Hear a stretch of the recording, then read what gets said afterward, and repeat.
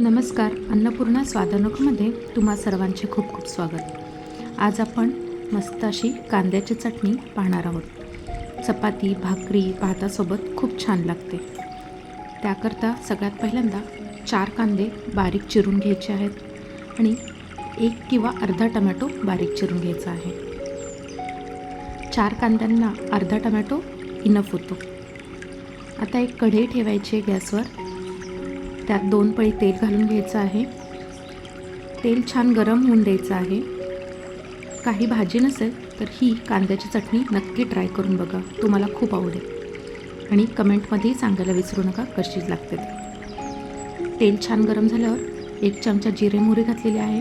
7 ते 8 लसूण पाकळ्या ठेचून घातलेले आहे. त्यानंतर 10 ते 12 कढीपत्त्याची पाने स्वच्छ धुवून घातलेली आहेत आणि जे बारीक कांदे चिरलेले होते ते घालून घेतलेले आहेत. छान मिक्स करून घ्यायचं आहे. मिक्स करताना ह्यामध्ये चवीनुसार मीठही घालून घ्यायचं आहे आणि अर्धा चिरलेला टमॅटोही घालायचा आहे. मीठ आधीच घातल्यामुळे कांदा सॉफ्ट व्हायला म्हणजे शिजायला मदत होते.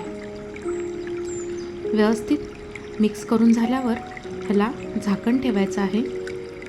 3 ते 4 मिनटं ह्याला झाकण ठेवून वाफून घ्यायचं आहे.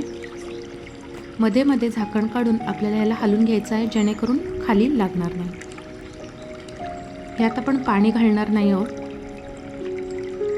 छान कांदा आणि टमॅटो सॉफ्ट झाल्यावर ह्यात अर्धा चमचा हळद, 1 चमचा काश्मीरी मिरची, 1 चमचा कांदा लसूण मसाला, अर्धा चमचा धने जिरे पूड घालून घ्यायची आहे आणि थोडीशी अशी साखर घालून घ्यायची. साखर हे ऑप्शनल आहे.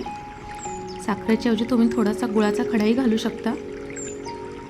व्यवस्थित मिक्स करून घ्यायचं आहे. आपल्याला ड्राय मसाले व्यवस्थित मिक्स करून घ्यायचे आहेत. ड्राय मसाले कांद्यासोबत मिक्स होण्याकरता आपण ह्यावर पुन्हा झाकण ठेवायचं आहे. पुन्हा 3 ते 4 मिनटं ह्याला छान वाफून घ्यायचं आहे.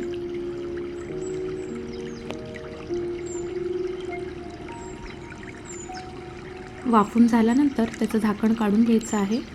आता यात आपण 1 चमचा दाण्याचा कूट घालून घेणार आहोत. दाणे छान भाजलेले पाहिजे आणि मग त्याचा कूट करायचा.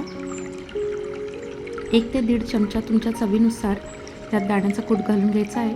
थोडीशी कोथिंबीर घालायची आणि 2 मिनटं परत झाकण ठेवायचं आहे. 2 मिनटांनी कांद्याची चटणी तयार आहे. रेसिपी कशी वाटली प्लीज कमेंटमध्ये सांगायला विसरू नका आणि अशा छान छान चमचमीत रेसिपीसाठी प्लीज लाईक, शेअर, सबस्क्राईब.